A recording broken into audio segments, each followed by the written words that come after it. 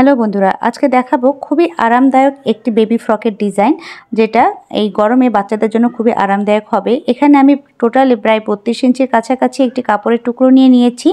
আর এটা আমি দুইবার ভাঁজ করে নিয়ে 4টি পার্ট করে নিয়েছি।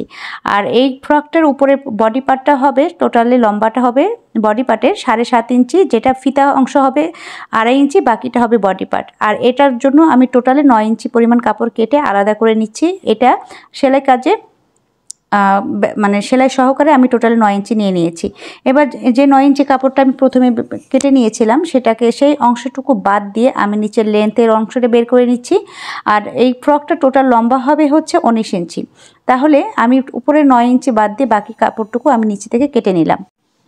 এবার এই কেটে নেওয়া কাপড়টাকে আমি 2 ভাঁজ করব, 2 ভাঁজ করে নিয়ে কেটে নেব, অর্থাৎ 2টা ভাগ করব। যেহেতু নিচে দুটো কুচি লাগানো কাপড় জয়েন্ট হবে একসাথে, আর এটার লেন্থ হবে 5.5 ইঞ্চির মতো করে। আর এখানে আমি সেলাই সহকারে 5.5 ইঞ্চির মতো নিয়ে নিয়েছি। আর এটা ঠিক এমনভাবে জয়েন করা হবে, সেটা আমি ভিডিওতে দেখাচ্ছি। এই যে নিচের অংশ একটি পার্টে আমি অল্প পরিমাণে কাপড় রাখবো, আর নিচের পার্টটাতে একটু কাপড় বেশি থাকবে। যেহেতু খুব ঘন ঘন কুচি হবে, খুব বেশি কাপড়ের এখানে প্রয়োজন পড়বে না। আমি সাইড থেকে একটু কাপড় সরিয়ে নিয়ে এটাকে কেটে আমি দুটো কাপড়কে একটু ছোট বড় করলাম। ছোট পাটটা হচ্ছে ওপরের দিকে থাকবে, আর নিচের দিকে থাকবে হচ্ছে বড় পাটটা। এই যে এভাবে কুচি দিয়ে একটির সাথে অপরটি জয়েন্ট করা হবে। আচ্ছা, এবার বডি পার্টের ওপরের বডি পার্টটাকে কাটিং করে নেব। এবার এর জন্য আমি কাপড় ভাঁজ করে নিলাম। প্রথমে একবার ভাঁজ করে, মানে এখানে সামনের পার্টে দুটো পার্ট থাকবে, পেছন পার্টে দুটো পার্ট থাকবে, অর্থাৎ বডি পার্টটা টোটাল 4টি পার্ট থাকবে। এখানে দুটো কাপড়কে আমি ভাঁজ করে নিলাম, একবার ভাঁজ করে নিয়ে 4টি পার্ট করে নিয়েছি। যেহেতু ডাবল করে কাপড় এখানে রাখা আছে, ওপরে 2.5 ইঞ্চি থাকবে হচ্ছে ফিতার অংশ, আর বাকিটা সহকারে হচ্ছে টোটালে 4.5 ইঞ্চিতে আমি আর্মহোলের জন্য মাপ দিয়ে নিলাম। এবার বডির মাপটা হবে 24 ইঞ্চি, আর এখানে 24-এ 4 ভাগের 1 ভাগ আমি মেপে দিলাম 6 ইঞ্চি।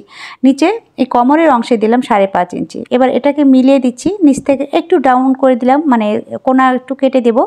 আর এবার প্রয়োজন অনুযায়ী মার্জিনের কাপড় রেখে আমি কাপড়টাকে কেটে ফেলছি। এখানে আপনারা আপনাদের বেবিদের মাপ বয়সের মানে হেলথ অনুযায়ী মাপটা বসিয়ে দেবেন। এখানে দুটো করে যেহেতু পার্ট লাগবে, তাই আমি একটি পার্ট কিন্তু কেটেছি, অর্থাৎ দুটো পার্ট কেটেছি সামন পার্টের জন্য।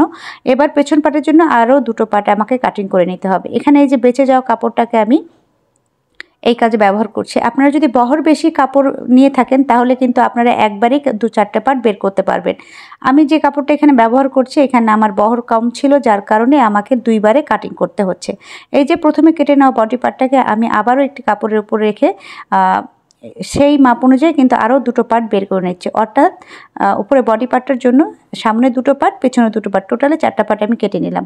এই যে ফিতার অংশটা নিয়ে নিলাম, আর এভাবে ফিতার অংশ থেকে আমাকে 7.5 ইঞ্চি রেখে বাকি কাপড়গুলোকে আমি কেটে ফ্রকের নিচের অংশের সাথে জয়েন করব। সেটা আমি সেলাই করার সময় আপনাদেরকে দেখিয়ে দেব। এখানে বাড়তি কাপড়টুকু আমি কেটে ফেলে দিলাম। এই যে এখন আমি দেখাচ্ছি এটা কিভাবে আর কি জয়েন্ট হবে, যেটা আমি সাময়িকভাবে আপনাদেরকে একটু দেখিয়ে দিচ্ছি।